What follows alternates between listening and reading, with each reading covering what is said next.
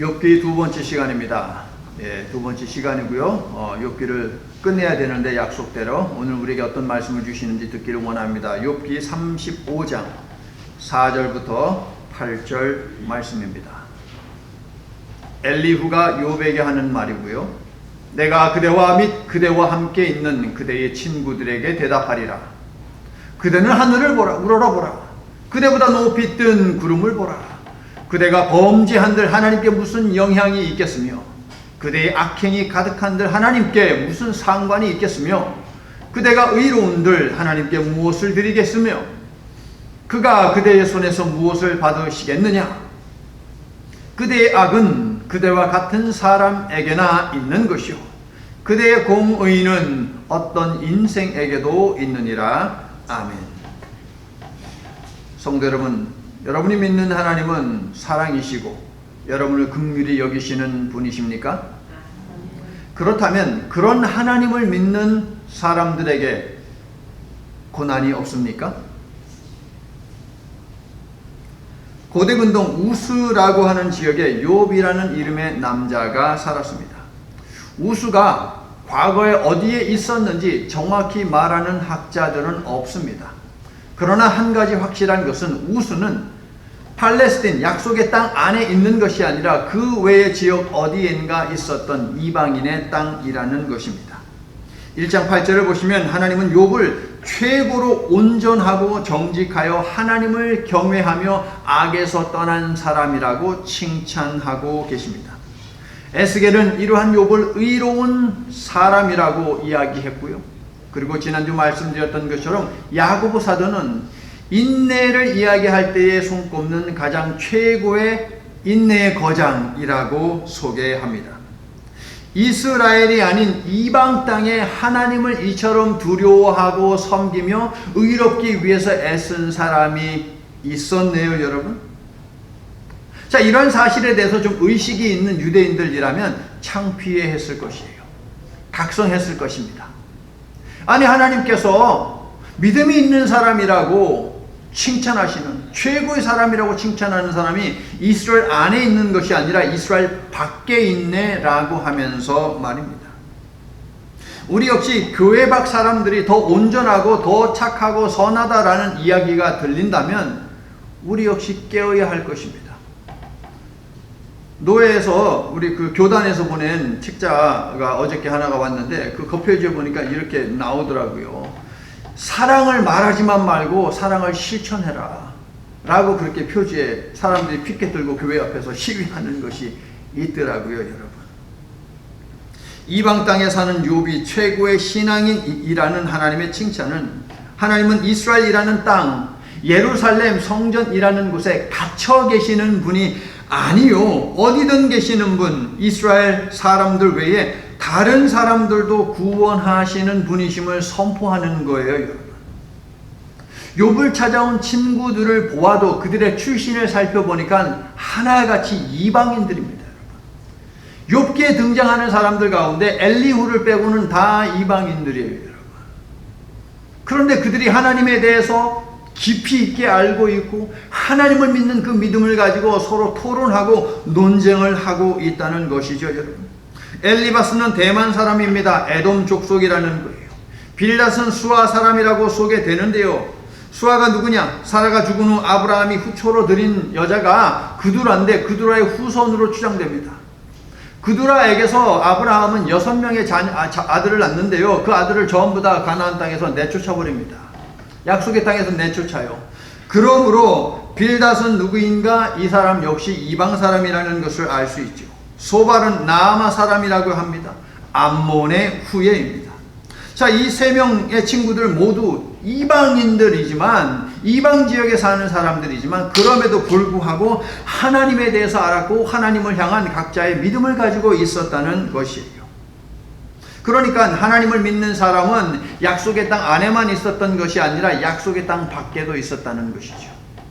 하나님을 믿고 하나님 앞에 신실한 사람들은 교회 안에만 있는 것이 아니라 교회 밖에도 있다는 것이에요, 여러분. 성도 여러분, 하나님은 이 세상을 만드신 창조주 이 시기에 어디든 계시며 다양한 방법과 다양한 모습으로 자신을 알리면서 구원 사역을 행하고 계심을 믿으십니까? 우리에게는 성경이라는 보화를 주셔서 성경을 통해서 하나님을 만나도록 특별한 은혜를 주시지 않았습니까? 그렇다면 이 큰 은혜를 받은 우리는 무엇을 해야 합니까? 당연히 하나님을 소개해야죠.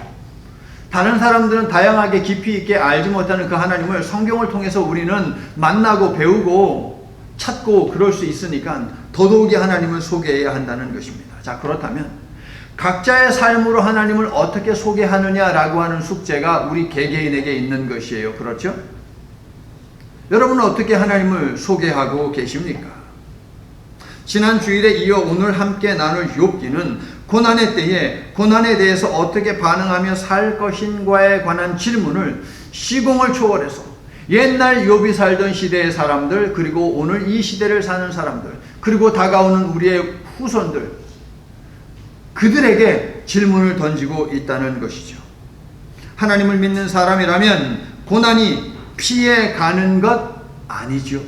하나님을 믿는다고 해서 고난이 없는 것은 결코 아닙니다. 그렇다면 여러분은 그동안 고난에 대해 어떻게 반응하며 살아오셨습니까? 욥기는 고난 속에서도 하나님께 집중하고 하나님을 드러내는 삶에 대해서 논하고 있는데요. 지난 주일에는 하나님의 주권을 인정하라는 말씀을 배웠습니다. 고난의 때에 하나님의 주권을 내가 인정하고 있는지 아닌지 살펴야 한다. 지난주 핵심 말씀이었습니다. 자, 오늘은요, 욥과 욥의 세 친구들이 고난을 어떻게 이해하는지를 중심으로 고난에 관해 주시는 하나님의 말씀을 듣고자 합니다. 생명의 말씀을 심령에 새김으로 고난이라고 하는 문제에 갇히지 않고 넘어서는 저와 여러분 될 수 있기를 예수님의 이름으로 축원합니다. 자, 욥은 우리가 알다시피 단 하루 만에 모든 자녀와 모든 재산을 잃었습니다. 그리고 시간이 흘러 건강도 잃게 되죠. 또 아내와의 관계도 파괴되었습니다. 욥과 친하게 지내던 친구들이 욥이 이처럼 비참한 상황에 처했다는 말을 들었을 때에 그들이 욥에게 가서 무슨 말을 하겠습니까, 여러분? 만약에 욥처럼 이렇게 저 험악한 일을 당한 사람이 있다면 여러분 가서 무슨 말을 하겠어요? 그리스도의 이름으로 뭔가 얘기는 해야 되는데 무슨 말을 할 수 있겠습니까, 여러분? 욥의 친구들도 무슨 말을 욥에게 할 줄은 몰랐지만 그럼에도 불구하고 욥에게 조금이라도 위로가 되고자 하는 그런 마음으로 욥을 방문을 했을 것입니다. 자, 욥은요, 연달아 찾아오는 고난으로 인해서 마음이 슬프고 괴로웠지만 하나님께 집중하며 입술로 하나님 앞에 범죄하기 위해서 참으로 몸부림쳤습니다. 그런데 친구들을 보자 신세에 한탄을 합니다. 무슨 이야기입니까? 아무리 신앙적으로 뛰어나고 단단한 믿음을 가지고 있는 사람이라 할지라도 그러한 욥도 위로가 필요했고요. 그러한 욥이라 할지라도 친구들이 의지가 되었다는 것이에요, 여러분. 이것이 인간의 한계입니다, 여러분. 이것이 인간의 현실입니다, 여러분. 아무리 단단한 믿음을 가지고 있는 사람이라고 해봐도 여러분, 엄청난 큰 시련, 견딜 수 없는 시련이 찾아왔을 때 정말 무너질 수밖에 없어요. 성도 여러분, 하물며 우리 이겠습니까? 어제 오늘의 양식 내용을 떠올려 보십시오. 바울은 마음이 약한 자를 격려하고 힘이 없는 자들을 붙들어 주라고 이야기를 했습니다. 데살로니가 전서 5장 14절. 이 말씀과 욥기의 말씀에 귀를 기울이며 서로의 아픔에 정말 마음과 귀를 기울이는 저와 여러분이 되어야 하겠습니다. 욥은 친구들에게 상하고 지친 마음을 열어 존재의 깊은 곳에 담아두었던 답답함과 억울함을 토로했습니다. 어찌하여 고난당하는 자에게 빛을 주셨으며 마음이 아픈 자에게 생명을 주셨는고, 나에게는 평온이 없고 안일도 없고 휴식도 없고 다만 불안만이 있구나. 3장에 담긴 욥의 말은 뭡니까, 여러분? 불평불만일 수도 있지만 자신에게 닥친 이 고난이 감당하기엔 너무 버겁다는 거예요, 여러분. 하소연입니다. 한탄입니다. 단식입니다. 그 이상도 그 이하도 아니에요. 욥이라는 이름은 두 가지 의미를 가지고 있습니다. 그 한 가지를 먼저 여러분에게 알려드릴게요. 욥이라는 이름은 미움받는 자 혹은 박해받는 자라고 하는 뜻을 가지고 있어요. 그렇습니다. 욥은 자기 이름처럼 이 고난을 하나님이 나에게 주셨다. 그래서 나는 하나님께 미움을 받고 있다. 하나님께 박해를 받고 있다라고 생각을 하고 있어요. 욥은 자신이 하나님 앞에 범죄하지 않았음에도 불구하고 미움받고 박해받는 것에 대해서 너무 억울합니다. 그래서 심지어 차라리 태어나지 않았으면 좋았을 것을 이라는 말까지 내뱉었습니다. 얼마나 고통스러우면 이렇게까지 말을 할까라고 우리는 그의 심정을 헤아려야 이것이 옳습니다. 아니 감히 하나님 앞에서 그따위 말을 해? 라고 하면 안 된다는 것이에요. 얼마나 괴로우면 그가 저렇게까지, 믿음이 있는 사람이 저렇게까지 말을 했을까라고 하는 것이 맞는 반응이죠. 욥의 몸은 무너지고 욥의 마음은 상하고 욥의 영혼은 찢겼습니다. 위로가 필요합니다. 하지만 욥이 토해내는 이 신음소리를 들으면서 친구들은 위로가 아닌 비난을 쏟아붓습니다. 정말 이 친구들 왜 왔나 싶을 정도로 그들의 말을 살펴보면 너무 심해요. 상처투성이인 욥을 괴롭게 하는 말을 쉴 새 없이 다다다다 쏟아냅니다. 그래서 차라리 침묵하면서 옆에서 울어나 줄 것이지 라고 하는 생각이 듭니다. 성도 여러분, 여러분의 친한 친구가 욥과 같이 정말 힘든 그런 상황에 처했을 때에 이런 친구처럼 되지 마세요, 여러분. 이런 친구처럼 되면 안 됩니다.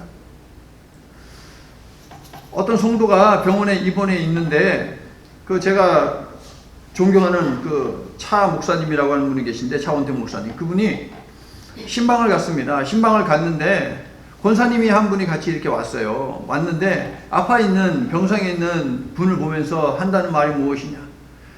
아니 도대체 하나님 앞에 뭘 그렇게 잘못했길래 이런 사고를 당합니까? 회개를 해야죠. 아니 목회자가 옆에 있는데 자기가 뭐라고, 목회자는 한마디 아직 꺼내지도 않았는데 그렇게 이야기를 합니까, 여러분? 이게 위로가 되는 겁니까? 이게 권면이 되는 겁니까, 여러분? 아니잖아요. 자, 그렇다면 이 친구들의 말은 비성서적이고 비신앙적인 말이었을까요? 결코 그렇지 않습니다. 그들의 말 옳아요. 성경에 있는 말씀들 인용하고 있는 것처럼 느껴져요. 읽어보면 아멘 되는 말씀들도 많이 있고요. 심지어 은혜가 되는 말씀들도 많다니까요, 여러분. 자, 이제 지난주에 예고한 대로 욥의 친구들과 엘리후라는 젊은이가 어떤 말을 하는지 살펴볼 텐데요. 욥기를 읽을 때 여러분에게 도움이 되라고 제가 종이로 만들어서 드렸어요. 핑크 색깔 여러분 갖고 계시죠?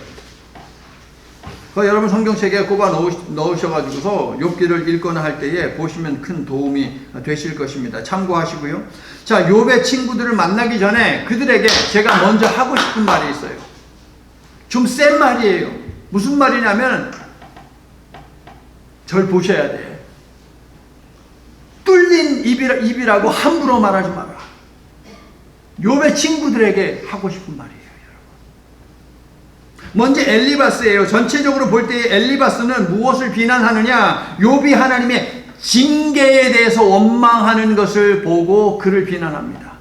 하나님께서 나를 징계하신다라고 욥이 말을 하자 그것을 참지 못하고 그것에 집중하면서 엄청난 폭탄을 갖다가 때려 부어요, 여러분. 엘리바스의 주장이 4장 7절과 8절에 요약이 되어 있는데요. 그는 신학적인 지식을 바탕으로 고난의 원인은 죄이고 죄의 결과로 인해 고난을 당하는 것이라고 믿고 있습니다. 잘 들으셔야 돼요, 여러분. 8절을 보시면 뿌리는 자는 그대로 거둔다는 말씀이 있죠. 자, 이 성경에 있는 말이에요, 여러분. 뿌리는 자는 그대로 거둔다. 이처럼 원인에는 거기에 응당한 결과가 뒤따른다는 것인데, 이 말을 간단히 따라해 보세요. 인과응보. 인과응보. 예, 그렇게 이야기합니다. 계속 이 단어가 반복될 거예요. 어떤 원인이 있으면 그 원인에 대한 결과가 있다. 콩 심었으면 콩이 나와야지. 팥을 심었으면 팥이 나와야지. 그 말이에요, 여러분. 심은 대로 거둔다. 인과응보예요, 여러분. 성경도 심은 대로 거둔다. 순종은 축복으로, 불순종은 징벌로 연결된다라고 하는 인과응보 신앙 혹은 인과응보 사상을 품고 있습니다. 그런 내용 많아요, 여러분. 특별히 신명기적 역사관, 신명기적 신앙은 여기에 철저합니다. 하나님께 순종해? 그러면 하나님이 축복하신다? 하나님께 불순종할 거야? 하나님이 저주할 거야? 명확하게 구분하면서 이야기해요, 여러분. 그런데 여러분 생각에는 어떻습니까? 그동안 여러분이 겪은 고난들, 그 모든 고난들이 여러분이 하나님 앞에 범죄했기 때문에 찾아온 겁니까?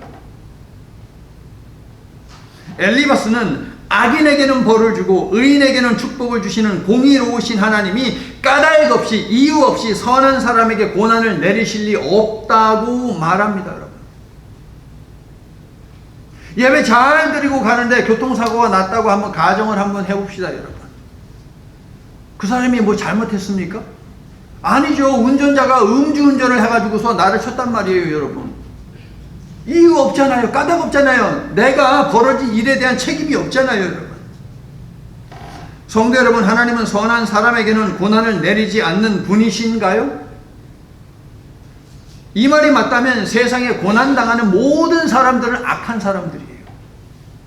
요즘 지금 뭐 하루가 멀다 하고 음주운전 때문에 사람들이 그냥 다치고 죽고 하는 일이 지금 한국에서 계속 나오잖아요, 여러분.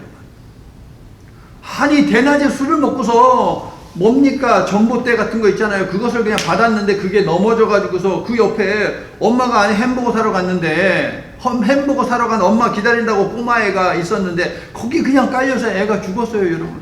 그 아이가 무슨 죄를 졌다고? 엘리바스의 주장은 이것은 맞는 이야기일 수도 있고 틀린 이야기일 수도 있는데 그 아이한테 적용하자면 틀린 이야기이죠. 무슨 말인지 알죠? 제가 이제 제스처만 해도. 엘리바스의 논점을 정리하자면 그는 욥에게 네가 하나님 앞에서 범죄했기 때문에 고난을 당하는 거야, 그 말하는 거예요. 그러면서 충고하기를 하나님의 징계를 없인 여기지 말고 회개를 통해서 하나님의 싸매시고 고치시는 공의와 자비를 덧입으라고 하는데 아주 성서적인 말이에요, 여러분.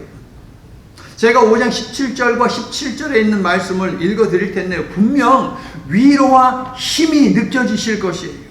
볼지어다 하나님께 징계받는 자에게는 복이 있나니 그런즉 너는 전능자의 징계를 없인 여기지 말지니라. 맞는 말이잖아요. 하나님은 아프시게 하시다가 싸매시며 상하게 하시다가 그의 손으로 고치시나니. 감동이 되는 말씀 아닙니까, 여러분? 한 절만 더 읽어드릴게요. 하나님은 6가지 환난에서 너를 구원하시며 7가지 환난이라도 그 재앙이 내게 미치지 않게 하시느니라. 이거 할렐루야 아멘이죠, 여러분. 얼마나 힘이 됩니까, 여러분? 그래서 뭐 어쩌라고? 그러므로 너는 네가 지은 죄, 그래서 지금 고통받고 있잖아. 고통받도록 만든 그 죄를 너 회개해. 이 말을 하는 거예요. 욥은 이 좋은 말씀을 받아들이기를 거부하는데 욥이 잘못된 것입니까? 하나님이 혹시 사람을 잘못 봤을까요? 자, 두 번째로 빌닷입니다. 전체적으로 볼 때 이게 빌닷은 욥이 하나님의 요번에는 공의, 하나님의 공의에 대해서 불평한 것을 비난하고 있어요. 엘리바스는 하나님이 징계한 것을 욥이 비난한다고 정죄했고요. 요번에 빌닷은 욥이 하나님의 공의, 정의에 대해서 불평한 것을 비난합니다. 빌닷 역시 똑똑한 사람입니다. 그는 역사와 법을 근거로 해서 고난을 이해하는데 그의 주장의 토대가 되는 건 역시 인과응보입니다. 야, 결과에는 다 원인이 있는 거야. 팥이 났잖아. 그럼 네가 팥을 심은 것이, 네가 지금 고난당해 죄를 심은 거지. 네가 악하기 때문에 고난받는 거야. 그 말을 하고 있어요. 빌닷에게 역사란 무엇이냐? 전통이에요. 실제로 빌닷은 전통주의자입니다. 예수님 시대에 유대주의자들 많았잖아요, 여러분. 전통을 숭배하던 자들. 그런 자였어요, 빌닷은. 그는 고난에 대한 전통적 이해를 가지고 다음과 같이 욥을 비난했습니다. 고난은 틀림없이 죄 때문에 발생하는 것이며 악한 자에게는 항상 고난이 있어. 그러니까 고난당하는 자는 모두 악한 사람이라는 것인데 동의가 되십니까, 여러분? 정신 똑바로 차리지 않고 말씀을 들으면 동의가 되십니까? 이 말만 듣고 아멘 할 수 있어요. 정신 차리세요, 여러분. 빌닷이 이해하는 하나님은 8장 3절에서 보았듯이 입법자, 법을 세우시는 분으로 법이 정한 옳음, 법이 이것이 옳다라고 하는 것, 이것을 벗어나면 하나님은 입법자, 법을 세운 분이기 때문에 그 법에 의거해서 처단하신다는 거예요. 그래서 악인은 언제나 고통당할 수밖에 없다는 것이 빌닷의 주장인데요. 빌닷 역시 인과 응보, 악인은 벌을 받고 의인은 복을 받는다고 믿고 있습니다. 어떻게 들리십니까? 하나님은 법을 세우신 분, 악인은 벌하고 의인은 축복하시는 분, 이거 성경이 하는 말이잖아요. 성경이 하는 말이네요. 하지만 이 말을 한 빌닷의 의도를 살필 때에 악인에게는 벌, 의인에게는 복이라는 말씀은 생명의 말씀이 아니라 흑백 논리에 지나지 않는다는 거예요, 여러분. 하나님은 생각과 마음, 중심, 그거 살펴 아시잖아요, 여러분. 이처럼 고난당하는 자는 악한 죄인이라며 독서를 퍼붓는 빌닷이지만 그의 말 중에도 성경적인 좋은 말씀들이 많이 있어요. 특별히 8장 7절은 성도의 가정, 특별히 성도가 비즈니스하는 그 사업체에 가면 거의 대부분 붙어있는 말씀이에요, 여러분. 뭐라고 써있는데요? 내 시작은 미약하였으나 내 나중은 창대하리라.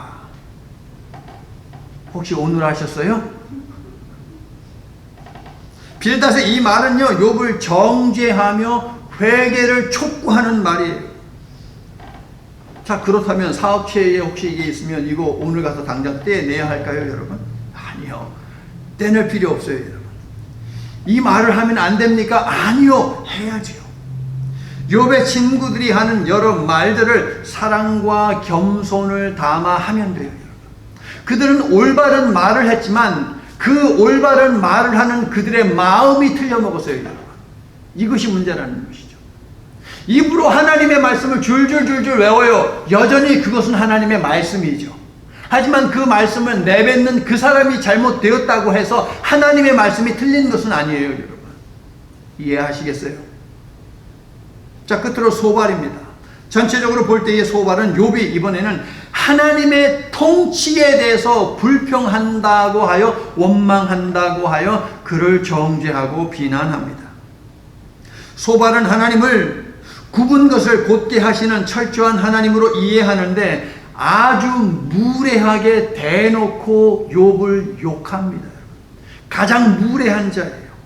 소발은 욥이 하나님께 불경했기 때문에 고난당하는 것이라고 했고, 지금 욥이 당하는 고난은 그의 죄에 비하면 가벼워. 그러므로 하나님이 더 심하게 욥을 치셔야 돼 라고 이야기해요, 여러분. 심각한 사람입니다, 이 사람. 모든 고난은 죄의 결과이고 하나님께서는 죄인을 어떻게 다루시냐? 그들의 수명을 아주 그냥 짧게 해버리신다 라는 것이 그의 믿음이었어요. 그러므로 욥에게 충고하기를, 야, 너 지금 회개해. 안 그러면 너 이제 곧 죽어 라고까지 말을 하고 있어요, 여러분.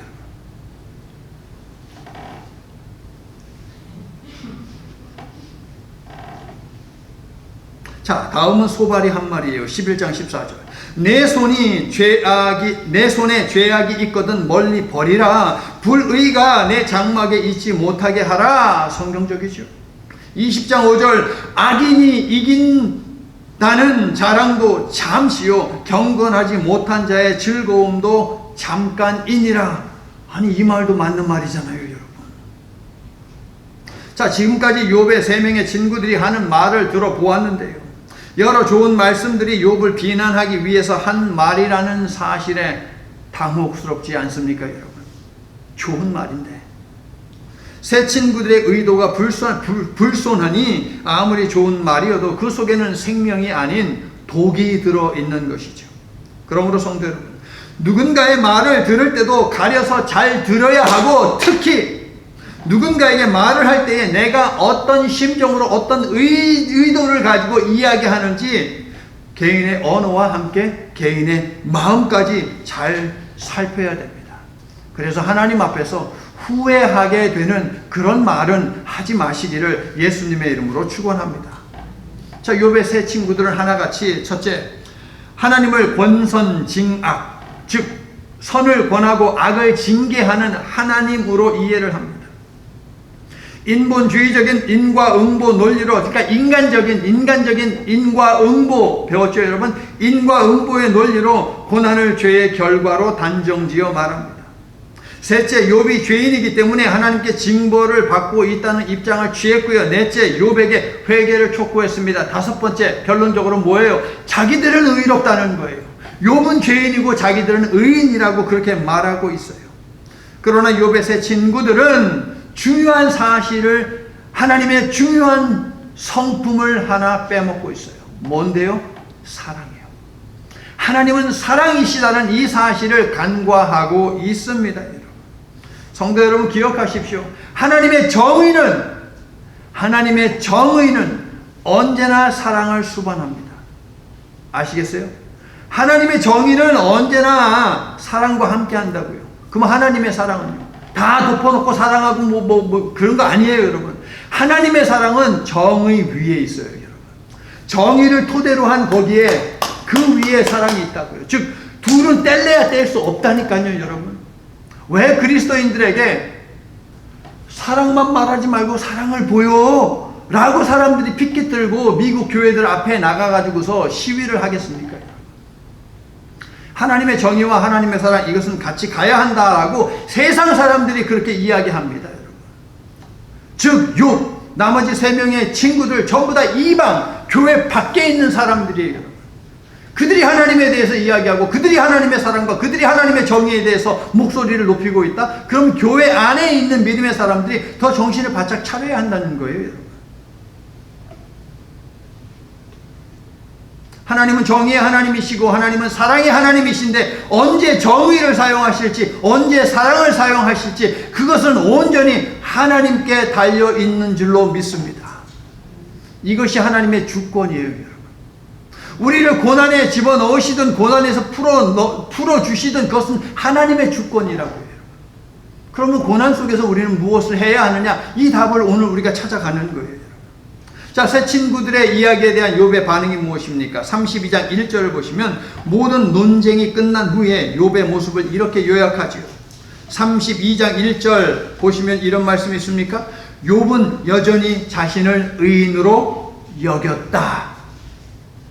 만일 욥이 친구들의 비난에 대해서 그래, 내가 내 자신을 돌아보는 기회로 삼을게 라고 했다면 긴 논쟁이 없을 거예요. 3장부터 31장 필요 없어요. 32장부터 37장에 있는 말씀까지도 필요 없어요. 아니, 하나님이 나타나가지고서 욥에게 어떻게 훈계를 하시고 그런 것도 필요 없어요. 그런데 욥은 세 친구들한테 악을 쓰면서 자신의 주장을 굽히지 않았지요. 인과응보사상, 그건 나도 알고 있어. 니네들보다 내가 더 많이 알고 있어 라고 욥은 말했습니다. 그러면서 자신이 지금 당하는 고난은 자신의 죄 때문에 발생한 것이 아니라고 일관되게 주장하고 있어요. 까닭 없이. 여러분 성경에 네모박스 하셨어요? 제가 세 군데 알려드렸잖아요. 한 번은 사탄이 이야기하고 한 번은 여호와께서 이야기하시고 한 번은 욥이 9장 17절에서 이야기하잖아요. 그게 욥기를 이해하는, 욥기의 이야기를 진행시켜 나가는 핵심 단어예요, 여러분. 그런데다가 제가 네모박스를 해놓으라고 알려드리는 거예요. 자, 욥은요, 의로운 자신이 왜 이러한 고난을 당하고 왜 이런 말을 들어야 하는지 정의로우신 하나님께서 친히 자신에게 알려달라고 하면서 저 하늘 법정에다가 고소장을 보냅니다. 고소장을 보내는 거예요. 하나님께서 이제 답을 하십시오라고 말입니다. 누구든 나의 변명을 들어다오. 맹세코 나는 사실대로만 말하였다. 이제는 전능자가 내게 대답하시기를 바라노라. 나를 고발하는 자가 있다면 그에게 고소장을 쓰게 하라. 31장 35절이에요. 하늘 법정에 고소장을 내며 호소하는 욥의 모습에서 우리가 그런데 배워야 하는 것이 있어요. 욥은 고통의 시간을 보내면서 비록 자신의 출생을 원망하기도 했지만 그의 기본적인 신앙 바탕에는 무엇이 있습니까? 무고한 자신에게 벌을 주신 하나님이, 오직 그 하나님만이 자신을 변호하고 구원하실 수 있다는 고백이에요. 하나님이 때때로 나에게 까닭 없이 고난이라고 하는 것을 주시지만 이 하나님이 동시에 이 고난에서 나를 건지실 수 있는 유일한 분이다라고 하는 고백이에요. 이 고백이 여러분에게도 있으면 다 함께 아멘 합시다. 자, 욥은요, 고통의 시간을 보내면서 하나님, 이 고통에서 저를 좀 건져주세요 라는 심정으로 하나님께 고소장을 올려드렸습니다. 욥이 말합니다. 내가 알기에는 나의 대속자가 살아계시니 마침내 그가 땅 위에 서실 것이다. 이제 하나님께서 분명 개입하실 것이다 라고 하는 믿음이 있어요. 그는 진노하고 나를 찢고 적대시하시며 나를 향하여 이를 갈고 원수가 되어 날카로운 눈초리로 나를 바라보시지만 그 하나님께서 이 땅에 서서 나를 판단하실 것이야 라고 오직 하나님이 재판장이 되신다 라고 고백합니다. 욥과 그의 친구들이 한치의 양보 없이 논쟁하고 욥이 하늘 법정에 자신의 억울함을 호소할 때에 그들의 이야기를 조용히 듣고 있던 젊은이가 하나 있습니다. 그의 이름은 무엇입니까? 엘리후. 자, 핑크색 종이를 얼른 보시고 엘리후라는 이름의 뜻이 무엇이에요? 저한테 좀 알려주세요. 자, 한 목소리로 우리 찾으셨죠? 엘리후 이름 뜻 시작. 그는 나의 하나님이라는 뜻이에요. 그는 나의 하나님. 자, 32장 6절부터 8절을 보면 어른들이 나누는 대화에 끼는 것, 이것은 고대 근동의 문화가 허락하지 않아요. 싸가지 없다라고 그렇게 고대 근동 사람들이 이야기합니다.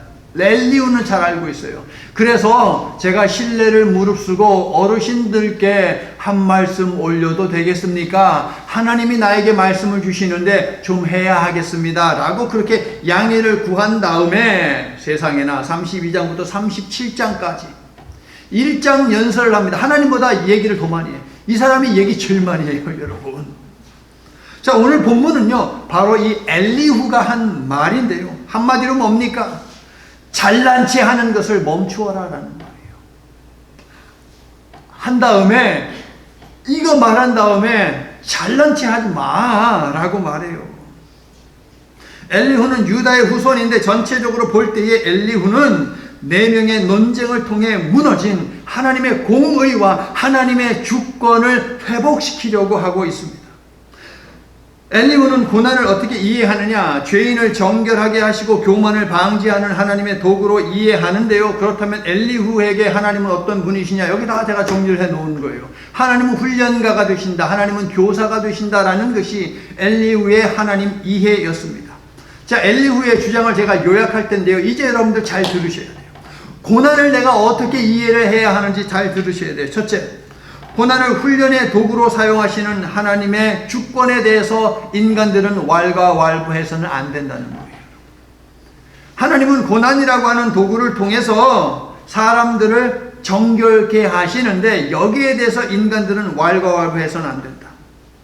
하나님께서는 고난이라는 도구를 매개로 하여 자신의 뜻을 가르쳐 주시는데 이유는 무엇이냐? 잘못된 언행을 버리게 하고 교만을 없애게 하기 위함이라는 거예요. 세 번째, 성도의 고난은 무엇이냐? 하나님이 정제하고 계시는, 깨끗하게, refine, 깨끗하게 정금으로 만들어가는 그 일을 하고 계시는 증거다라는 것이 그의 주장이고요. 네 번째, 하나님은 우주와 역사를 자신의 절대적인 공의에 의해서 치리하신다는 거예요.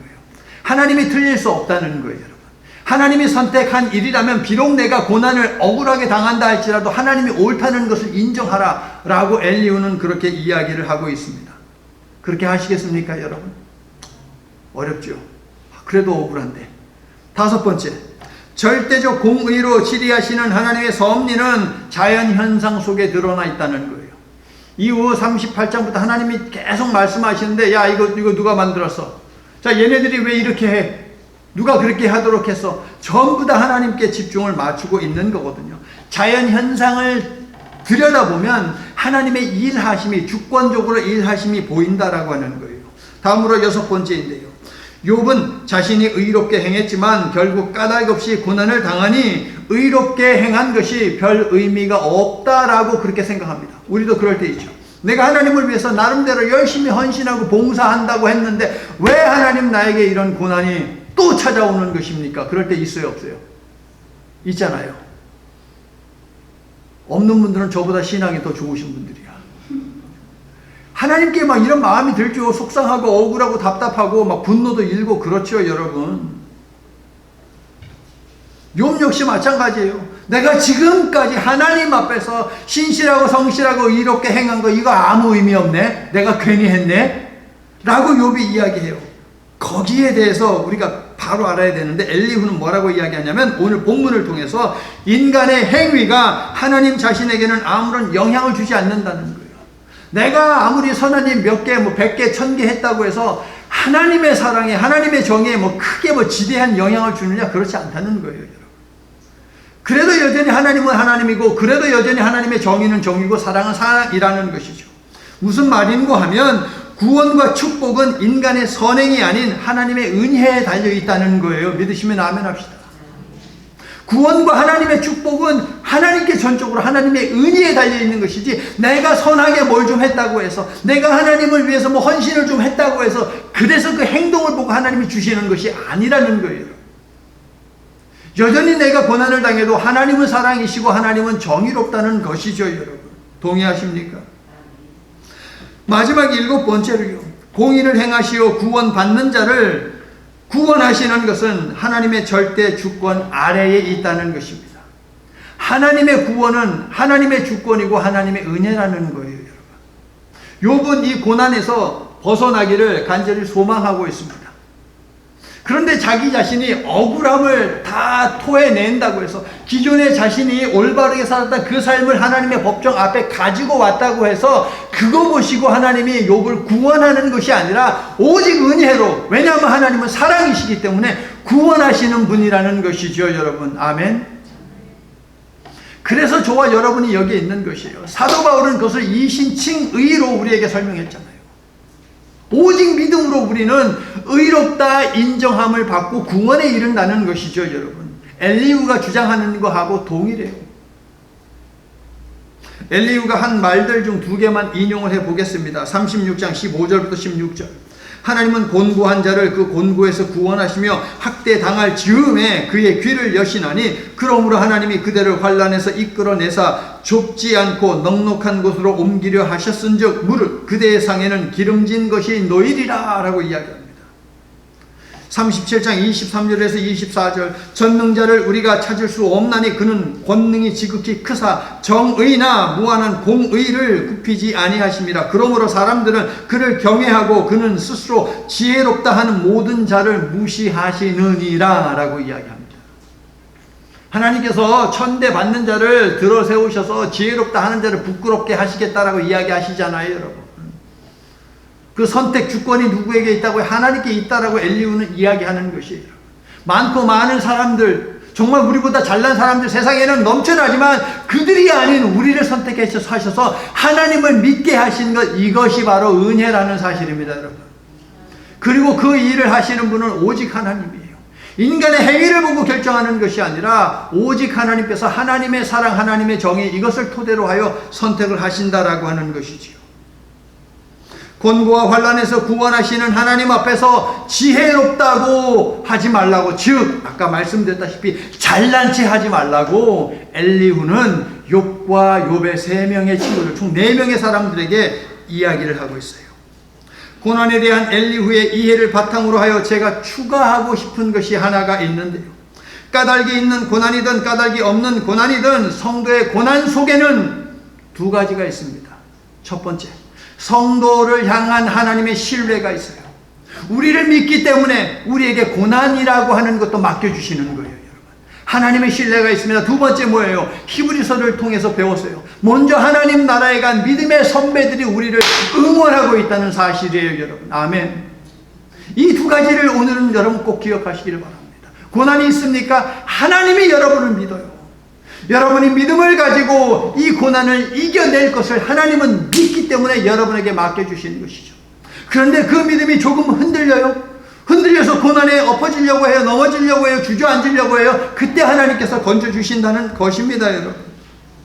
그러므로 고난의 문제보다 더 중요한 것은 무엇이냐?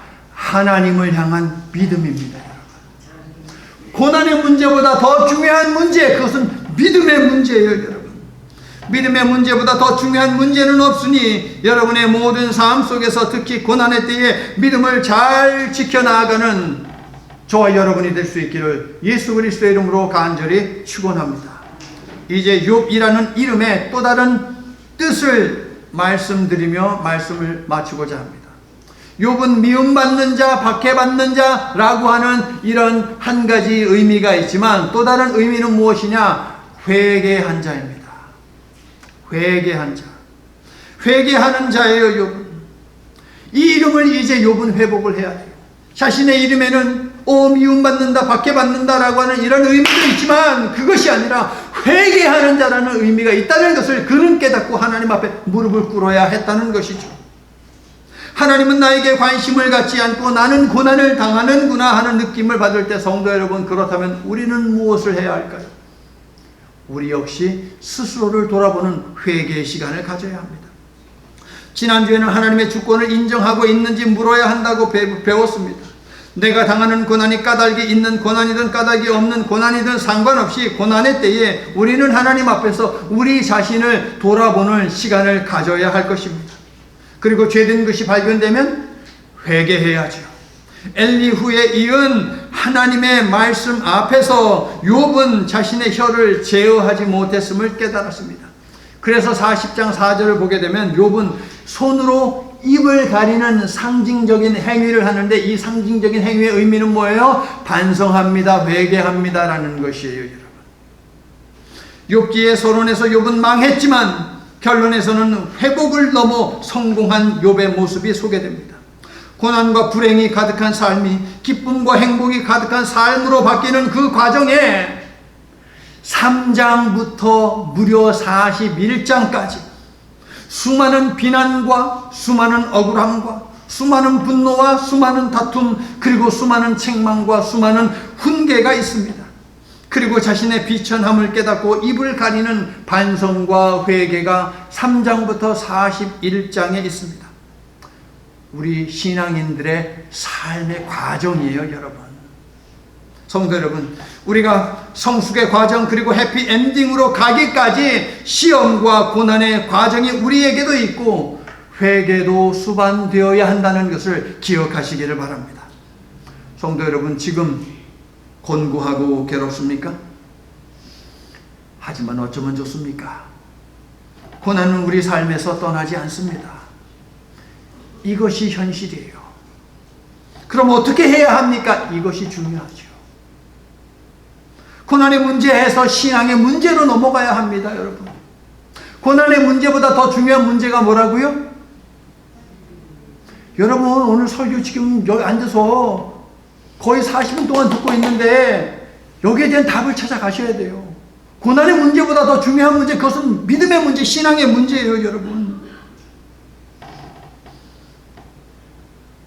고난의 문제에서 신앙의 문제로 넘어가야 합니다. 괴롭다, 힘들다, 막막하다, 두렵다 해서 그래도 나는 하나님을 믿는다로 넘어가시기를 예수 그리스도의 이름으로 축원합니다. 고난 때문에 하나님을 못 봅니까? 고난 때문에 하나님을 못 듣습니까?